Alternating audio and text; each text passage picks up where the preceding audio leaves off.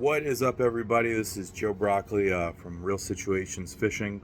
Wanted to take some time and put out a little bit of fishing report out here from the dock. I've been trying to do them from the boat, but needless to say, things have been crazy busy.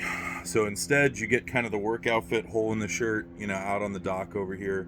I actually live on the AB Canal between Apopka and Bouclair, so I have an awesome opportunity to be able to check out different bodies of water out here on the Harris Chain, and really give you kind of an insider look. I definitely don't go as in depth as a lot of guys that are out there doing these reports. They have way more knowledge than I do and have spent way more time on the water than I have. So the real purpose of me doing these fishing reports is just to kind of give you a basic idea of what the average Joe, no pun intended, is actually doing and what is going on out there. So with that said, it's slow. It's really slow. It's obnoxiously, heartbreaking, nauseatingly slow. It is the slow that makes you question if you've been fishing as long as you think you've actually been fishing for. Because finding a big bite is tough. Finding your limit, which most tournaments now are back to 5, is tough. General size, it seems like the dinks, as we call them, the 1-pounders, 2-pounders, are out there biting. But let me tell you, the bite is super unaggressive. I mean, it's either an aggressive bite that they're short striking, and the next thing you know, you're gaining nothing from it because you linked up. Now they've expelled their energy, and you weren't able to bring them in the boat because they had the back end of the bait. Or they're these smaller fish that, when it's all said and done, literally are like picking it up, sucking it in, and you have to sit there and go, okay, was that a piece of grass? Or better yet, was that a random rock in an area that I have never felt a rock before?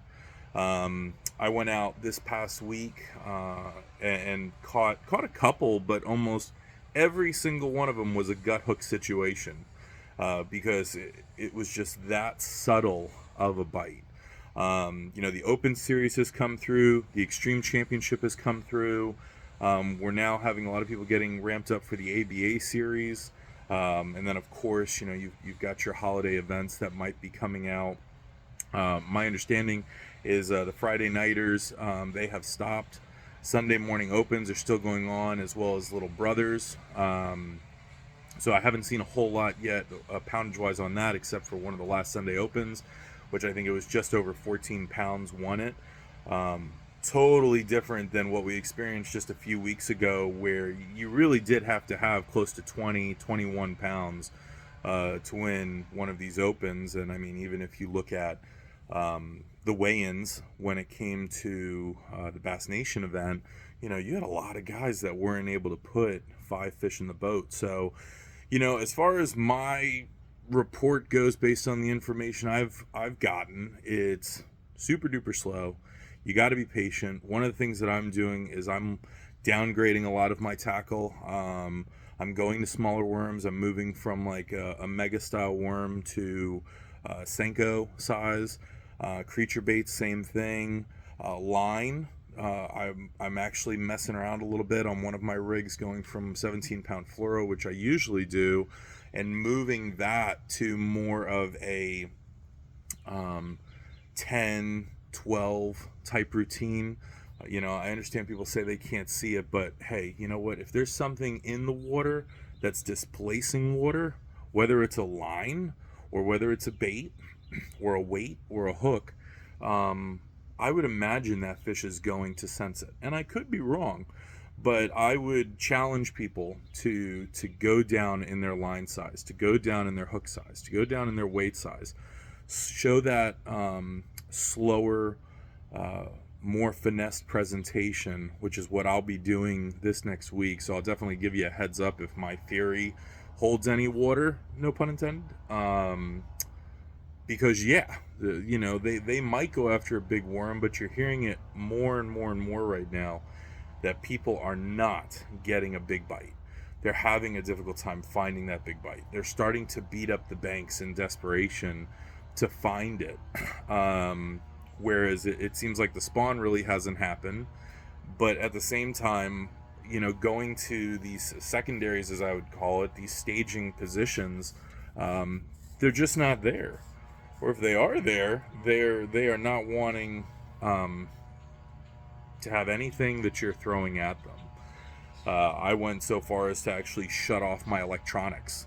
I run Mega 360, I run Active Target, I've got the transducer on the back end as well as the front end of the trolling motor outside of the Active Target. I shut it all down, and when I did that, I was actually able to get a few fish in the boat as well. So, and again, there's that argument out there that, okay, the pinging doesn't have that negative effect on a fish. It 100% does. I mean, it's like if you have a kid that's just making a ticking sound around you, there's a really good chance you're going to move away from them, because it is going to start messing with your nerves a little bit. These fish, any kind of sound outside of their natural habitat is 100% going to be perceived as a threat. So that's my thing. Bouclair not fishing as well as it has. Ton of grass. Water clarity went down a little bit since the last time I saw it, and I have to go through that lake all the time if I want to go to anywhere else. Dora has been very popular, but as anybody that fishes a chain knows, Dora only has so much to offer. Eustace, which was a big player during the college events, we're seeing a decline in that. Harris has been what everybody and their mom has been going to. I'm guilty of that as well. I have gone because, in theory, okay, you just had an open event that they're releasing hundreds of fish for, multiple days. I'm not going to sit and say, okay, well, there might not be fish on Harris. Outside of that, water temperature has fluctuated. We went from being in the 80s to then all of a sudden being in the 70s, at nights being in the 50s versus the 60s. Now we're right back up to hot afternoons, where we're going back into the 80s. Not a lot of cloud cover, not a lot of wind. So again, if there was ever a time to focus in on your tackle, went into my boat, got it cleaned up, relined a bunch of reels, put fresh baits, hooks, pegs, everything like that, downgraded my line on one of my setups just to see if that makes a bit of a difference. I mean, hell, I'm half tempted to put a 8-pound mono on a line with a Senko just to create that real slow presentation going down to the fish, where that fish is not having to expel a lot of energy to get to it. Outside of that, that's really it. I don't believe there's many tournaments coming into town outside of your club events and club championships. So, these fish are kind of finally going to have a break right before the spawn here. So we'll see how that goes. Trying to think if there's any other things I want to say. No, I think that's it. So hopefully you guys find this information useful. I want to make sure everybody knows I am in no way, shape, or form trying to pretend to be something I'm not. I do quite a few tournaments when I can. I do the Friday nighters. I do the Sunday opens. I get out and casually fish, but even right now with my work, I am focused on creating a little bit more of a relaxed environment where I'm not stressing out.